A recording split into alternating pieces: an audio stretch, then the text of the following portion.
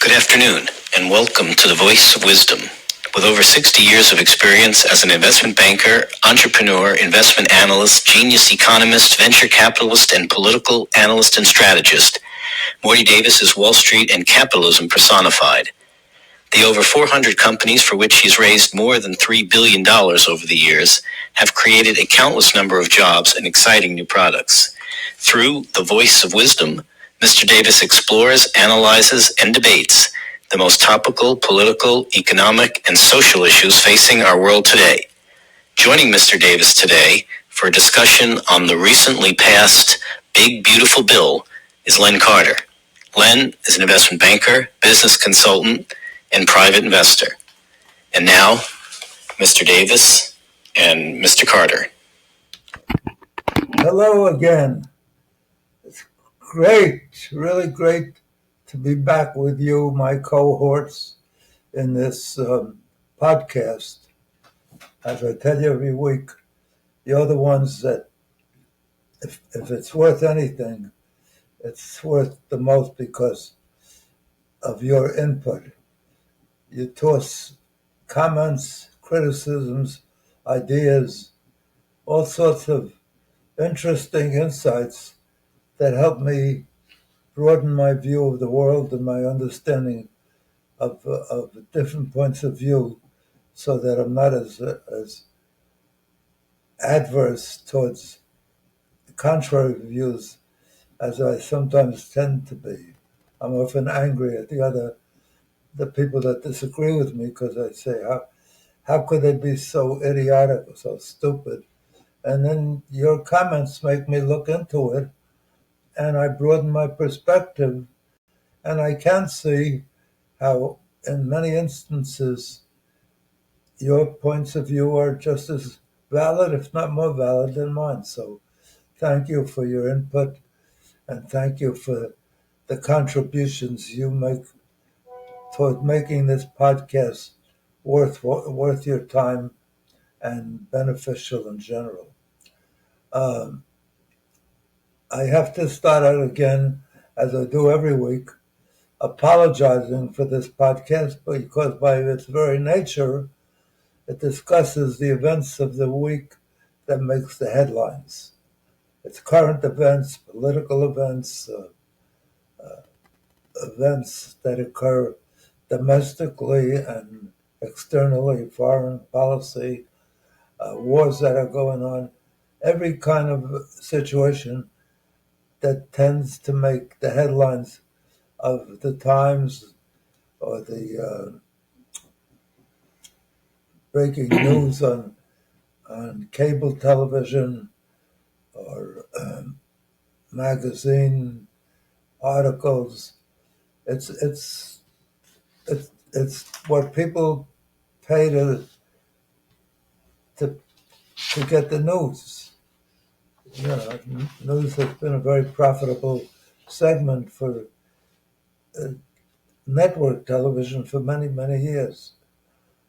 So, unfortunately, by its nature, the only thing that makes headlines are, mass shootings. This week, the floods in Texas that killed over 100 people so far, more to be found apparently because they're missing.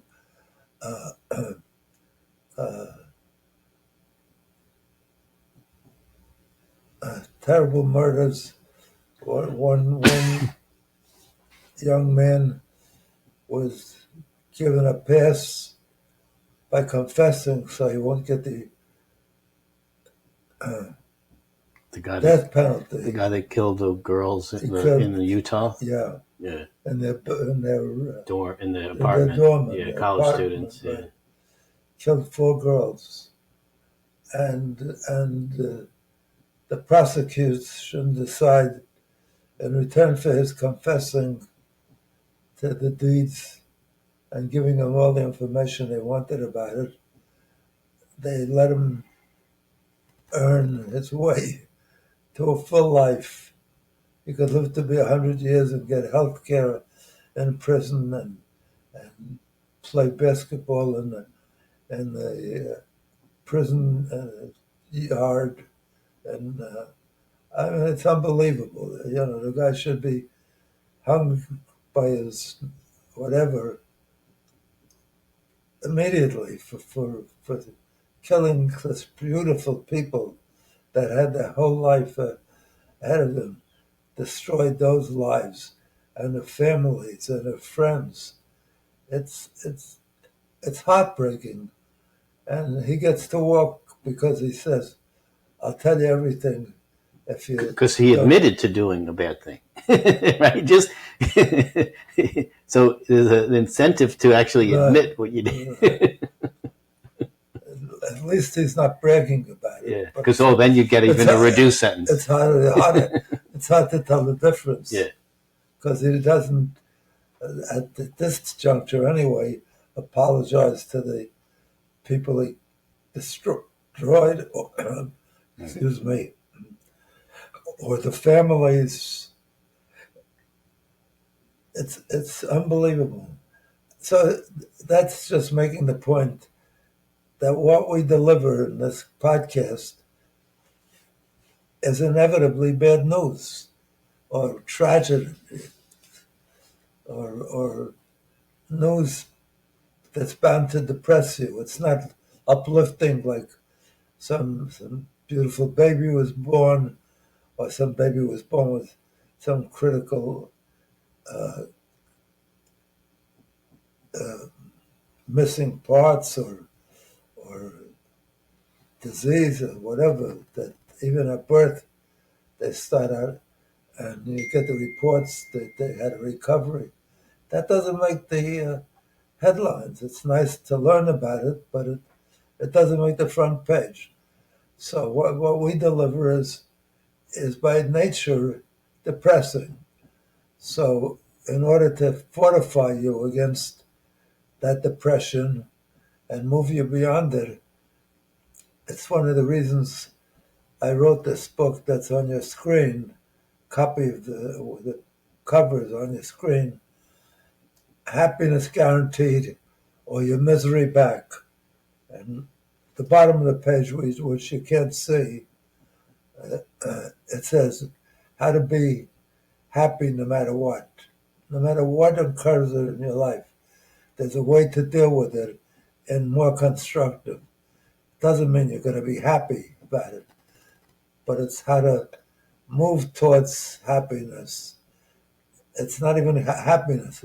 It's a way of living an uplifting life even after the most depressing events. Having a future, it's not the end of the world.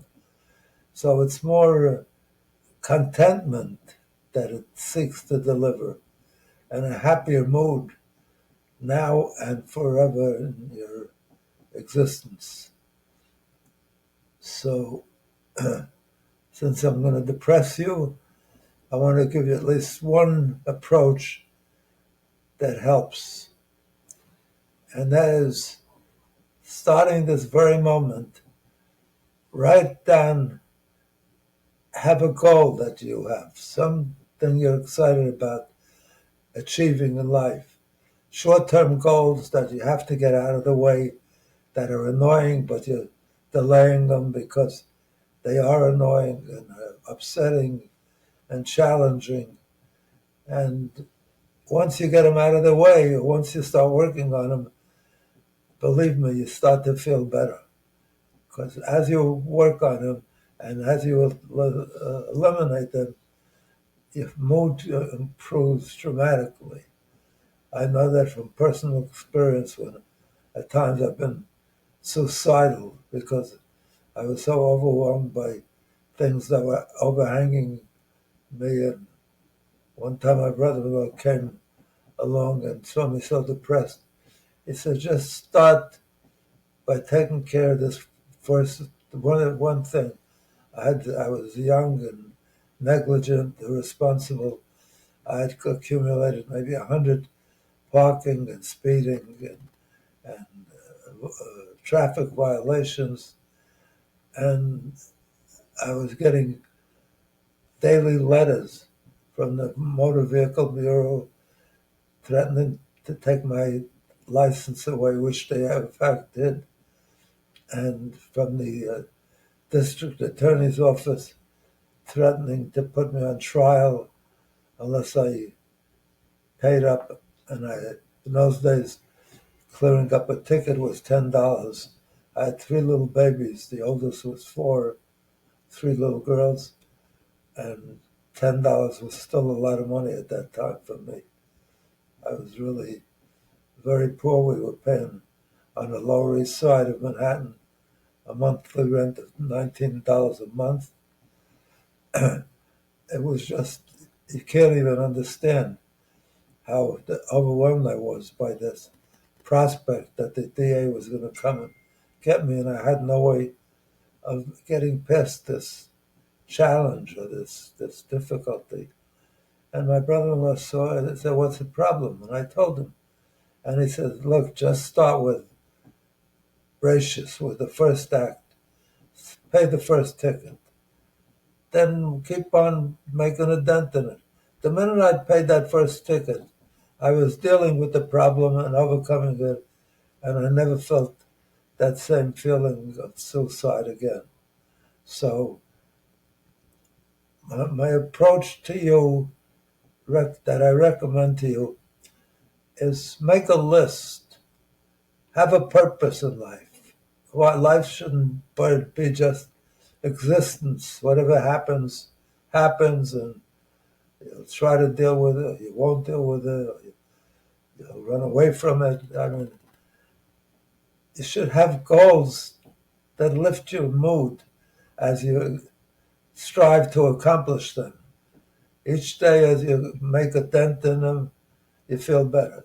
Short-term goals, like things that are on your mind and you got to get them out of the way, don't delay them anymore. Get those out of the way right away. So write them down and make a list. And long-term goals, so every day you look at you finish the short-term things that you must take care of, that you should take care of, you feel better, and then start on things that excite you, that thrill you, that make you feel you're getting closer to some long-term objective. And that'll improve the quality. It'll give you purpose in living. And you look forward to getting up the next day or the next evening to work on it. You know, it's like something you look forward to, like a vacation, but here you're looking forward to something that's building up your character and your appreciation of life, appreciation of yourself, getting to love yourself because you're focusing on positive things, helping other people, doing kindnesses, making this a better world, and making it a better life for your loved ones, for your kids, for your wife, for your good friends, for your community, for your neighborhood, for your state, for your city, for your country, and for your fellow human beings throughout the world. Every time I do a good deed for somebody, I never knew how good it feels. Just crossing an old lady that's having difficulty beating the light across the red light across the traffic so she doesn't get hit. She's standing here 15 minutes trying to figure, and I just lend my hand, and when I get it to the other side, I get a thank you that's worth more than any money I ever get. It's so pleasing, and it's done with such full heart and gratitude. There's nothing more rewarding. It costs little. You get a smile, and you give a smile. Make your life full of smiles that you earn and that you help others achieve and get them over their difficulties. That's the biggest blessing that we have the power to perpetrate for our fellow human beings. for those closest to us, for sure, our mates, our children, our best friends, our neighbors, all of that. So start out with a list, things that you want to get out of the way, that you've been reluctant to deal with, that you really feel bad about addressing because they're unpleasant, you know. When I had to pay $10 each time, and it was a lot of money, and I didn't have any savings, I didn't look forward to it. But once I started, I knew I was on the way to solving it. And I wasn't just worrying about it. Worrying about it and vacillating are two of the worst aptitudes that we have. And if you deal with that list and you get that out of the way, check it off, you feel better right away. And if you do something one step closer to your long-term goals, as long as they're realistic and realizable. Look, I would have liked to be a pop singer with groupies that followed me everywhere, beautiful girls that cheered and came to my concerts and so. I don't have that talent, so that's unrealistic, and it doesn't matter if I put it down on a list or not. It's not anything that I can make any progress towards. My father once hired a cantor to teach me how to sing, and he's paying good money to the cantor for the lessons. And the cantor was an honest guy. He liked getting my father's money. But after 2 or 3 lessons, he came to my father and said, look, I like earning the fees that you're paying me, but it's really a sin because I'm just taking money I can't earn because there's no way your son will ever sing. He just doesn't have that appetite. So pick something that's realizable within your possibilities and then stop pursuing it. And don't give up unless you're absolutely sure it's out of your capability. But you know, I always tell the story regularly of Edison, the one whose our electric bills are named after. Mine are anyway. Con Edison. What was his name? Alvin Thomas Alvin Edison. Thomas Edison. Was asked by a young man, how come you never gave up? You failed 1,000 times and you never gave up. That's amazing. I give up real quickly. Edison said, who said I failed 1,000 times? He says, everybody. It's common knowledge. We always talk about it. He says, young man, I never say I failed once. He said, why? You're not telling me the truth because everybody knows it. They repeat that story all the time. He says, young man, I succeeded 1,000 times. Every time I failed, I succeeded 1,000 times on learning what didn't work. So I came closer to my goal, which I ultimately did achieve after 1,000 times. So don't give up. If it's a real purpose, it makes my life more meaningful and not just being an existing like a rock on a planet, on our planet, but being a meaningful, making a difference to yourself, to your family, to your community, to those that love you and those that you love. Just find a purposeful goal in life that pleases you with each step that you take to get closer. Instead of it being a burden doing that kind of work, it's a reward every time you get even an inch closer.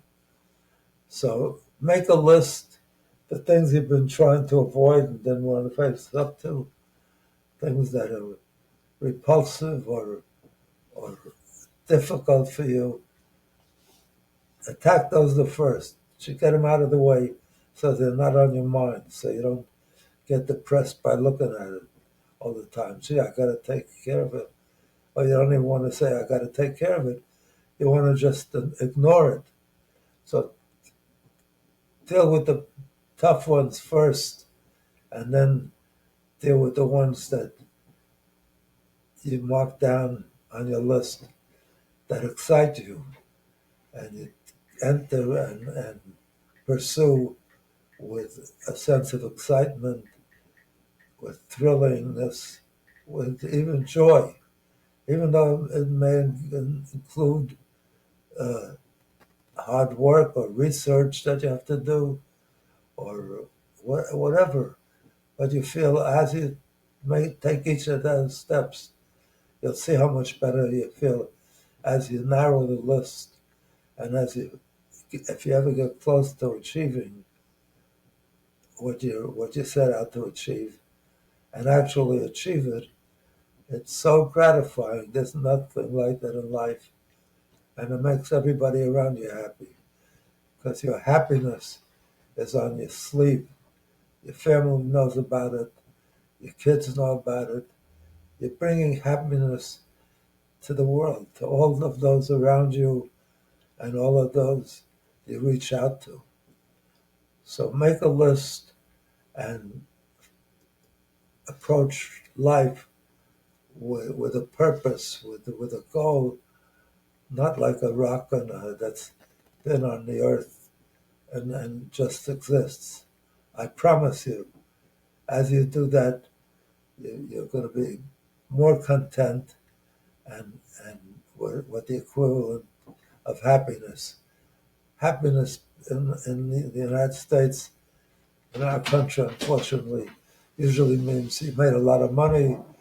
And I know people, billionaires, literally, that committed suicide because they were depressed. It's not money. And it's not when you see somebody laughing in a bar and uh, uh, full of joy and dancing around because he's had 12 beers or he's taken some cocaine or marijuana. That's not happiness. That's a fake, momentary uh, pill, medication that gives one the impression that he's having a good time, but it's not. Afterwards, you usually have a headache and you feel bad, and usually you feel depressed afterwards instead of uplifted. The kind of goals I'm talking about, you're going to feel uplifted after you work on it. Each time you make a little dent, you'll feel great. So approach life with that in view. The best way to earn happiness that I'm talking about, contentment, is get a copy of this book. Make an investment. And if you're not happy with that, if you don't find it's uplifting, if it's not rewarding many times the price you paid for the book, just send me back the purchase slip and I will make you happy by giving you back double the amount of money your purchase slip says. Just don't go out and get 500 books and send me the purchase slip and double your money on all of those. But even if you got it as a gift, if you get that purchase slip from the person who gave it to you, get a copy of the purchase slip, a photocopy, and send it to me, and I will send you double the amount on a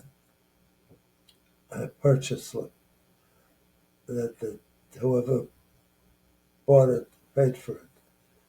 So it's a win-win situation, and you can keep the book even after I return, double your money back.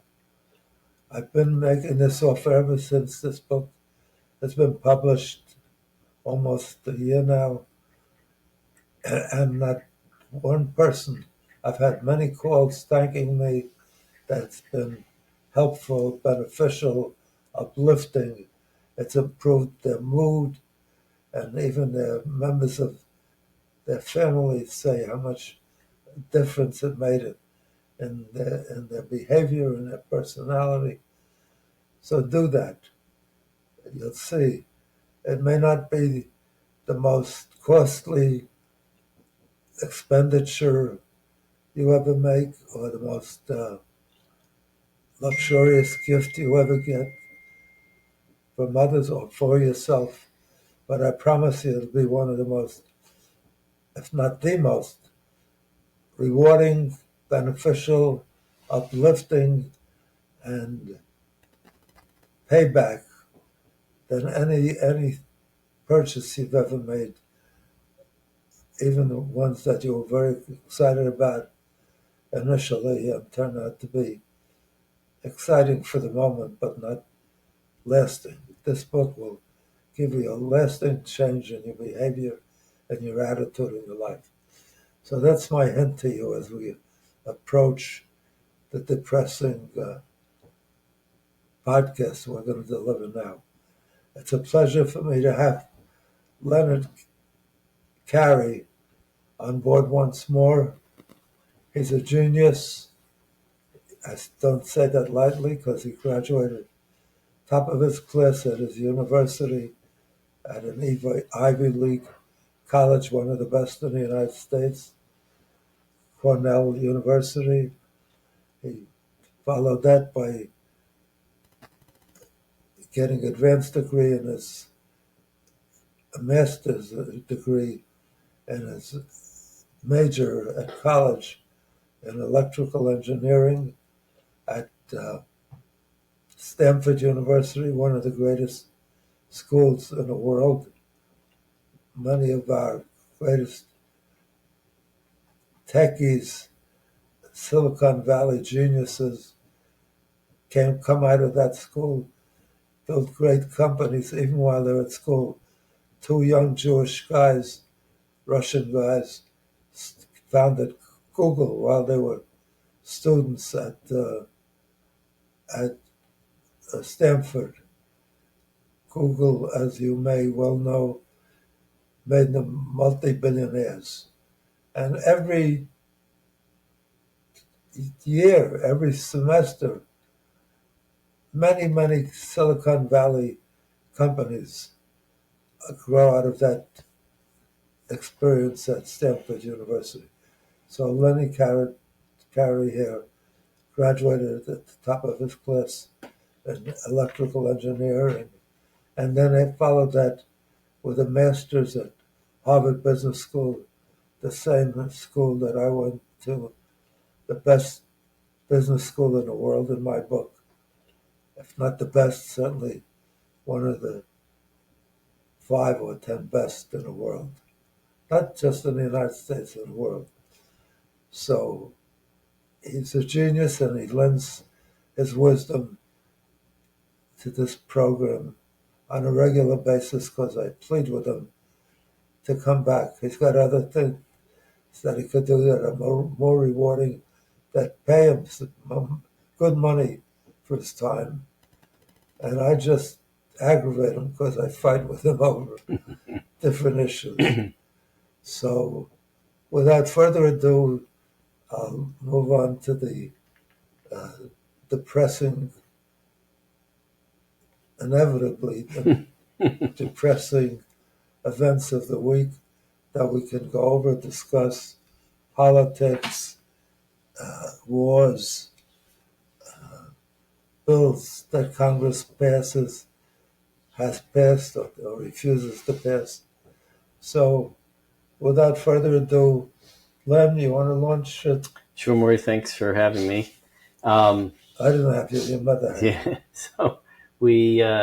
so we celebrated two things in the past week: our nation's birthday on July 4th, Yeah. and the passing of the one big beautiful bill, as President Trump calls it. And just to lay the groundwork for the juxtaposition, as we frequently have, on what the president says and what the rest of the world Trump, believes. for anybody knows what's beautiful because you see the women that he's That's right. It's one of his favorite words, beautiful. Just beautiful, yeah. beautiful bill. So just to show the often contrast between what the president says and what other people say or think, after at the signing ceremony, after the bill narrowly passed the Senate, I think two or three senators actually broke ranks and voted, and they needed the tie from the vice president to pass in the Senate, and then in the House it was not two Democrats actually voted for it. Well, in the Senate, all the Democrats voted against it, and two Republicans or three voted against it, so much that it was 50-50, and J.D. Vance had to the vice president break the tie. In the House, it was a little less. I think it passed by 4 votes, 2014, 2018, something like that. But at the signing, the president said, "This is the most popular bill ever signed in the history of our country." And then said that it's the single most popular bill ever signed. The polls, and this is not just... He's not wanting for, I don't know if it's exaggeration or what's the word? Hyperbole, yeah, or just... But the polls say a different story. And this is not just, left or right leaning polls. This is like an average of all the different polls. 31% of Americans support the bill, while 54% oppose it. And they say that makes it more unpopular than any piece of major legislation since the 1990s. So on one hand, it's the most popular bill ever signed into law in this country, to 54% oppose it, making it this unpopular in 30 years. Trump says they don't realize how great it is. Right. So there's a lot in there. Morty, could you get me some cold water, please? There's a lot in the bill. But I thought we'll go through sort of group by group and discuss the different things. But I found one interesting article that I thought was interesting. A few little known items that managed to find their way into the bill. And I think it shows how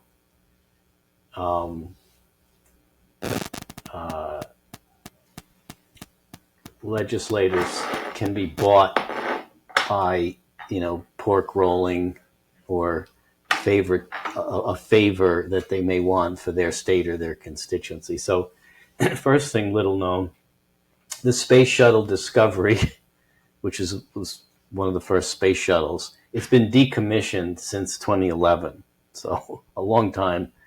It's been sitting in the National Air Space Museum in Northern Virginia. But thanks to the two Republican Texas senators, Cruz and John Cornyn, it's being moved to Houston. They argued that because because Houston played such a role in the space program, that the space shuttle should be recognized. And so they're moving it from Virginia there at a cost of $85 million.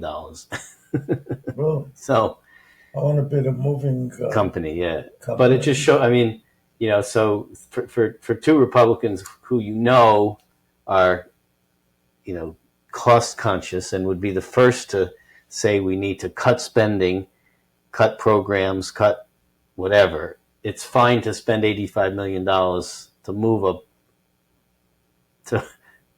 a decommissioned plane across the country and move it because it benefits their state, right? So here's something, Elon Musk has come out and he's not a big fan of the big, beautiful bill.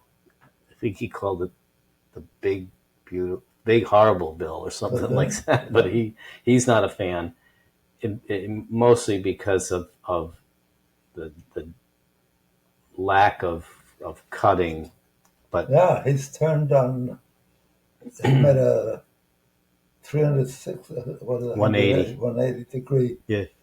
turn on Trump because he was Trump's biggest supporter. He gave him 200 something $260 million towards his campaign. Yep.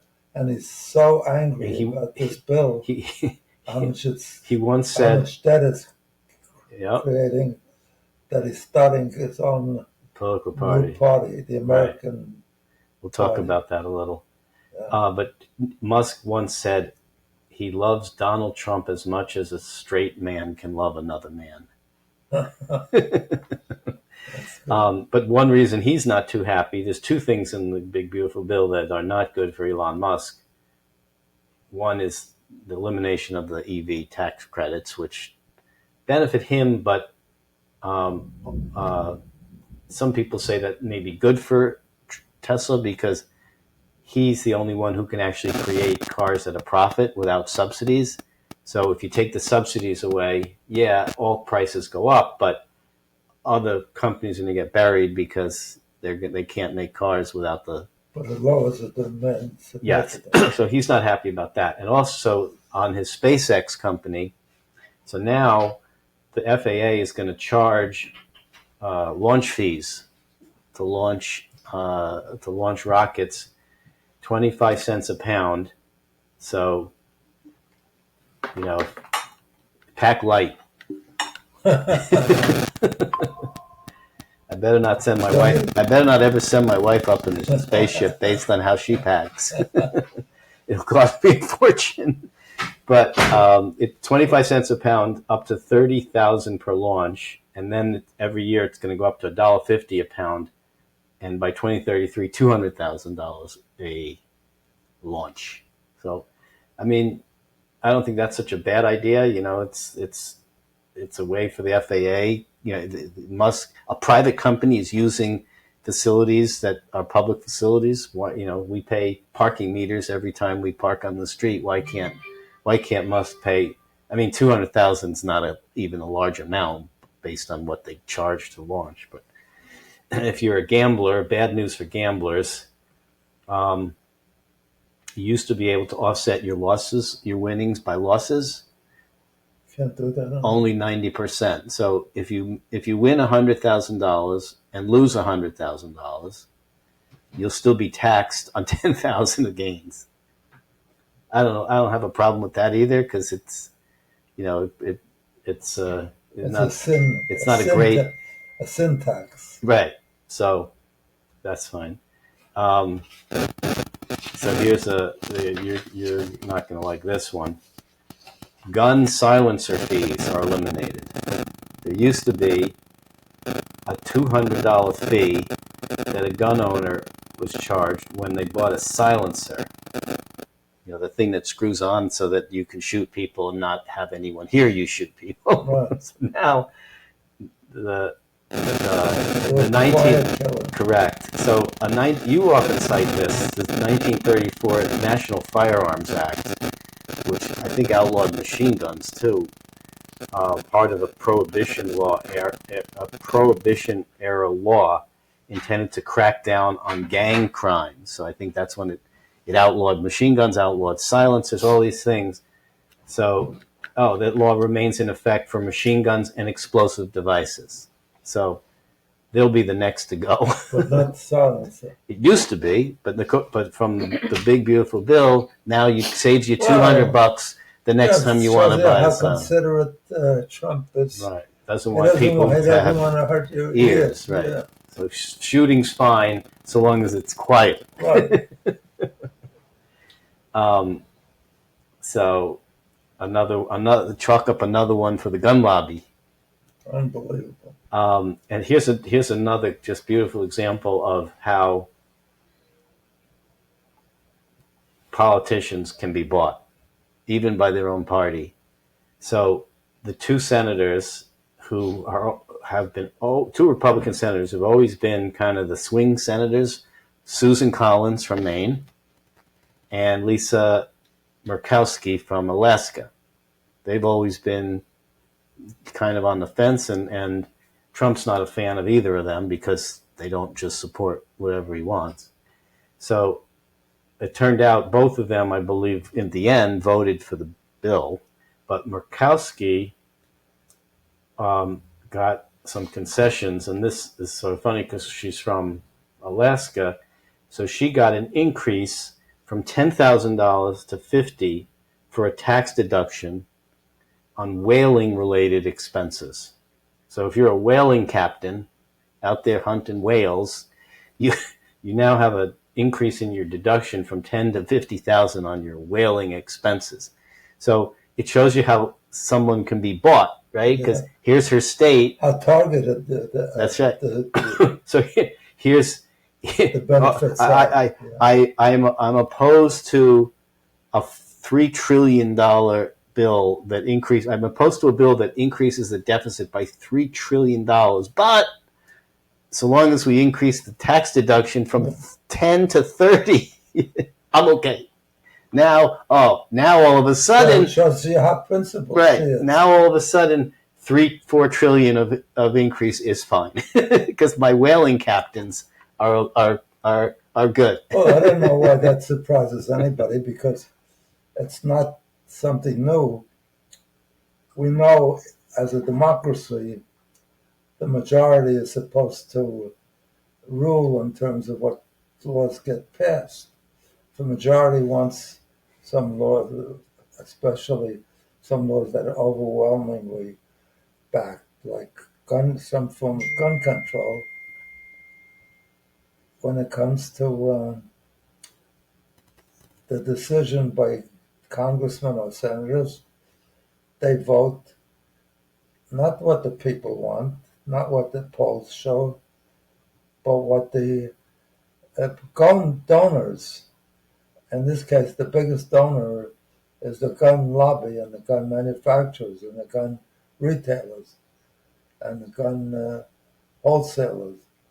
And if they threaten anybody who passes anything that is even the simplest form of gun control, they will spend money to beat them, to challenge them, to support somebody that primaries against them. I mean, so that's not a change. Do you think on the gun silencer? You think if there, you know how they put referendums to states like pot, marijuana, and this and that. If you put a referendum on gun silencers, do you think the $200 surcharge for gun silencers should be eliminated? You think a majority? You think most people would come back and say? Most people wouldn't even know what the hell they're talking about. Well, I don't know. I mean, gun silencers. But the point is, it passes. To your point, it passes the bill. It gets in the bill, notwithstanding most people would probably disapprove. Oh, yeah. So here, even if you actually ask people, do you think gun silencers are good or bad? Most would probably say not so good. And yet here it is, somehow makes it into the bill, which clearly doesn't reflect, what would probably be a majority of opinion. Well, the silencers aren't bad. It's the shooting that's bad. Well, the argument again would be silencers don't kill people, people kill people, right? And the only way to kill a bad guy with a silencer is a good guy with a silencer, right? So no, it's a good guy with a gun. I'm saying, but in this case, I use silencer. Just like silencers don't kill people, people kill people. So, and then the last thing that may not be so well known, although I did hear about it here and there, was that as part of Trump's America First promoting American manufacturing, car loans for American-made cars in the next 3 years, you can now deduct up to $10,000 of interest. You used to not be able to do that. So that's an incentive for purchasing domestic. But the EV tax credit's been eliminated. So those are some of the not so known aspects of the bill. So now let's look at some of the more well-known. And so sort of by category here. So first on the tax cuts and fiscal reform, the tax cuts made, this bill doesn't increase tax cuts, it just makes them permanent from the last time, which they were set to expire and go up by the end of this year.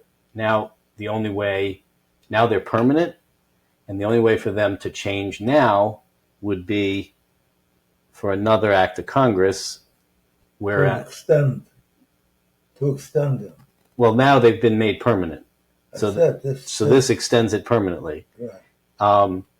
If the bill didn't pass, if the Democrats had one house of Congress and could block the bill, then all of them would have sunset at the end of the year, and the tax rates would have automatically gone up.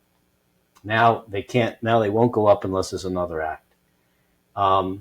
He did get his campaign promise. He says no federal tax on tips and none on Social Security, although that's about as true as the most popular bill ever signed, because there are caps on that, and there is still tax on Social Security. It's you just get a deduction. I think there's a deduction of $6,000. So it's not what you would think when Trump campaigned no tax on Social Security. You would think that would mean no tax on Social Security. It doesn't. No federal tax on tips or overtime. I think there's a $25,000 cap. How many people make more than $25,000 in tip? That's possible. Like waiters who get minimum wage and then get most of their wages from tips. They may think they're going to be not taxed on tips, but they will be, at least over a certain amount. And then the overtime too is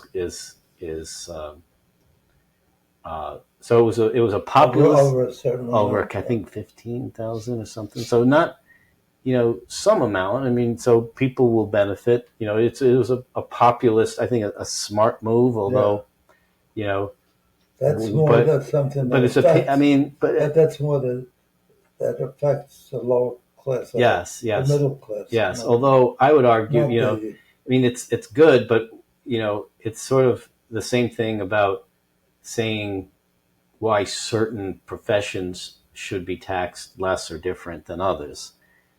Why, for example, should someone who gets paid by the hour or paid with tips not be taxed, but someone who's not paid by tips is taxed? I mean, in Europe, there's no such thing as tips. You just pay the bill. It includes whatever charges there are.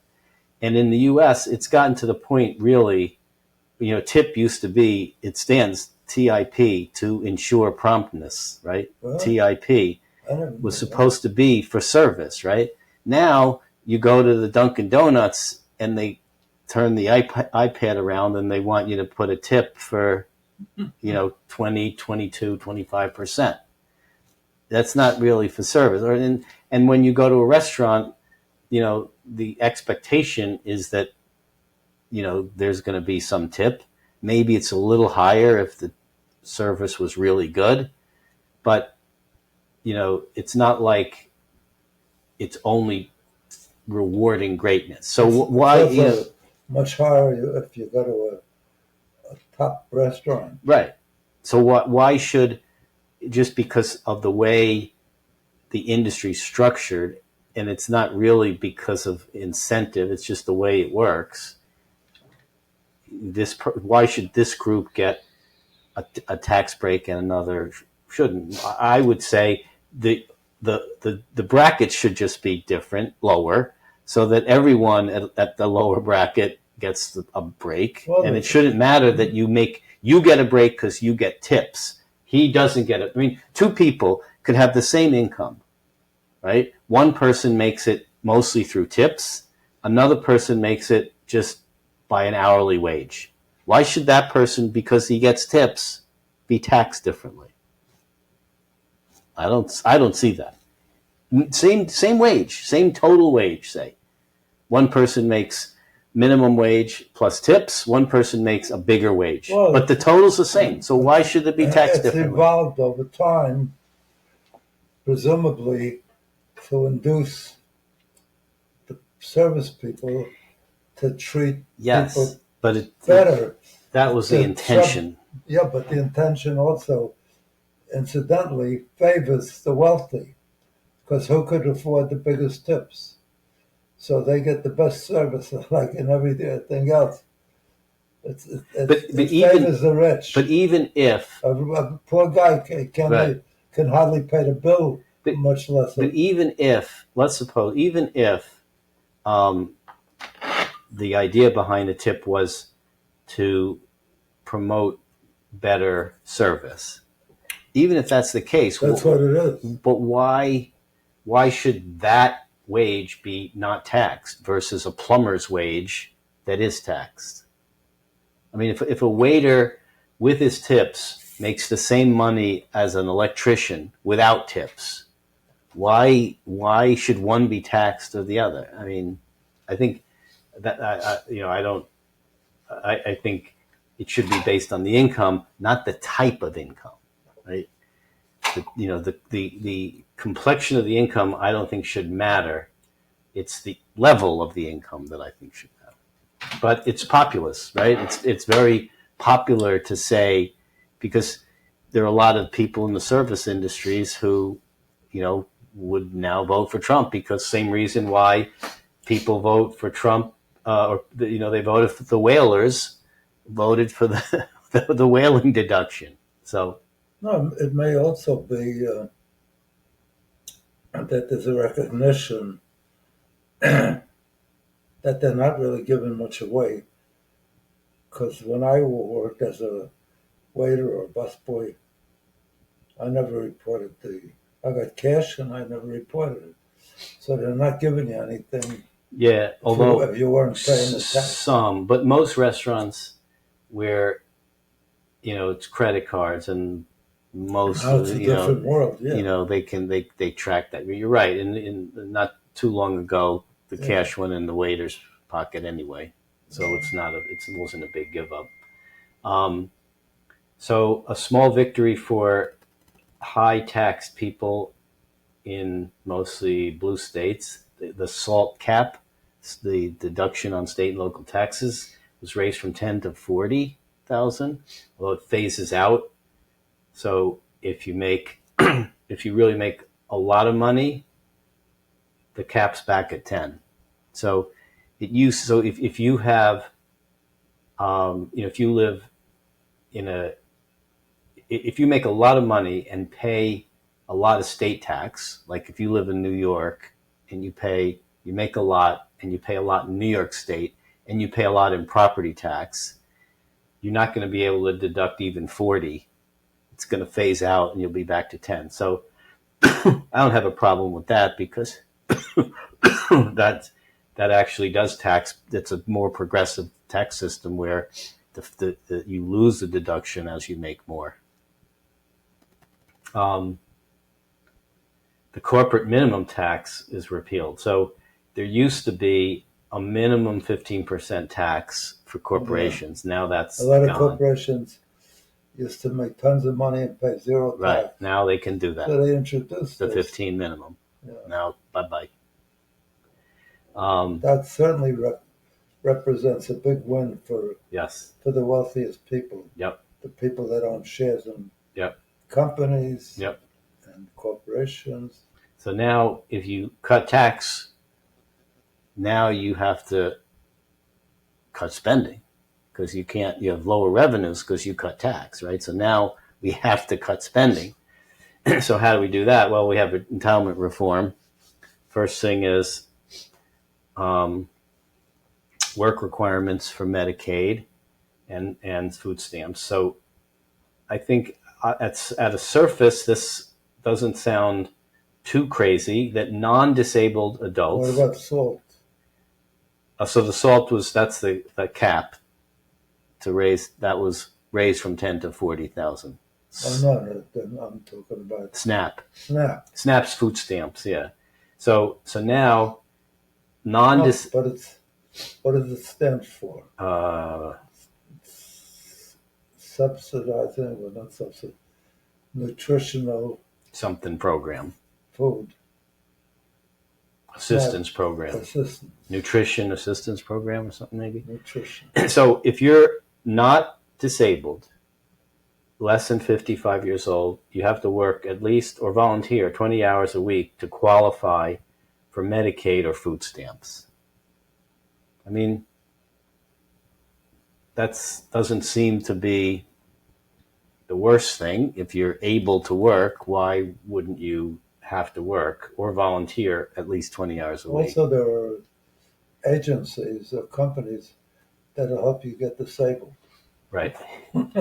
Now, you pay a fee and they'll give you a letter that you're disabled.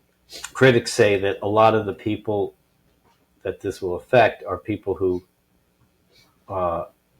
have trouble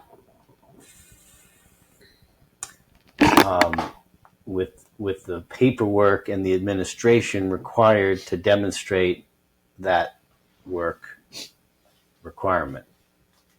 So, I heard someone on the conservative news show saying the Democrats just think that poor people are stupid and can't fill out paperwork, because that was their critique of the work requirement. About voting too. When you ask them to fill out, the people to fill out paperwork in order to qualify to vote, they can meet the bureaucratic challenge. So now a topic we've discussed a few times in the past: defense and homeland security. So we got $150 billion defense boost, increases the Pentagon's budget, including new funding for nuclear modernization, missile defense, and shipbuilding. And supporters say it's needed, like this, to counter threats from China, Russia, and Iran. We were supposed to get a big dividend when the Soviet Union broke up, and we didn't have this major threat of Russia attacking the United States, so we needed more defense. Now it's just the concept, they're bad guys, they're looking to kill us, they're looking to... We create enemies so we could spend more on defense. And we haven't been attacked by any country. We're the one country that attacked. I love when they say, things that Americans are doing these days. They say, that's not America. That's not America. So who the hell is it? Yes. New Zealand? That's doing this mass slaughters or these daily terrible things that occur, I think that was perfectly timed, very good timing for that part of the budget right after the success in Iran. That look at how great, you have a win with the B-2 bombers destroying the Iranian nuclear facilities, obliterating them. We need this. This is exactly why we need this kind of defense, and we need to strengthen it. At what point does it stop? You could spend another $200 trillion and say you'll be even safer. Well, that's the argument. You don't destroy the whole economic system just to it's scaring people to get more.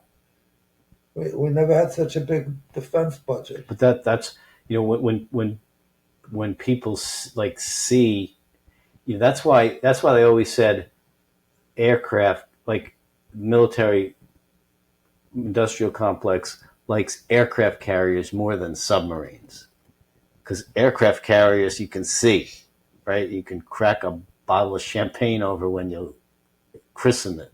Yeah. It's big. A submarine goes under the water, you never see it again. It's like you don't know. It's not you don't see Yeah, not only that, the aircraft carriers, you see planes I'm landing saying on it's it. like wow. It's a Right? show. Yeah. Submarines, bye. You don't see it. This I don't have a problem with. $12.5 billion to update the U.S. air traffic control system That's overdue. and expand cybersecurity capabilities. So, I mean, we haven't had a crash in a few weeks, but there was a time when we had a crash every other day. It's a disaster. But We're just lucky. so if we get $12.5 billion well spent against $2 trillion wasted, then maybe it's worth it. There's some things in the bill that are maybe defensible or even, Yeah. desirable. So unfortunately, we have more bill, but not more time. Oh, really? We're out of time? So what I thought maybe We're having fun. next time, One one part of the bill, which also relates to some of the things going on with the Supreme Court and the administration, is immigration. So maybe next time we'll talk about immigration, border security, and how things in this bill have impacted that. But it's been an interesting I think conversation. the immigration part of it is supported by a mass of Americans. They don't think people should be able to come here illegally and stay. And the fact that we deport them and it looks bad, that's the only way you could, avoid it.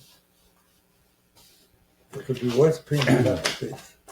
Put them in jail or something. We don't do that. All right, so we'll pick up next week. Okay, we'll pick you up again next week.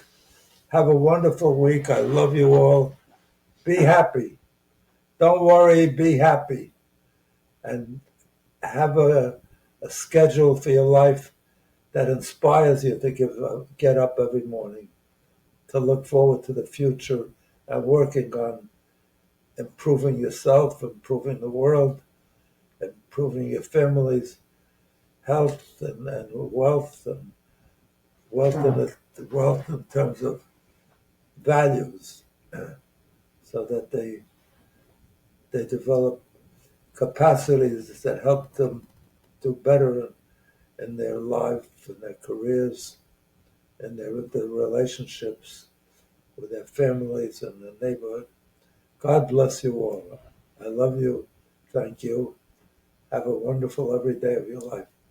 Every day should be better than the day before until you're 120. Then we'll negotiate for more. Bye.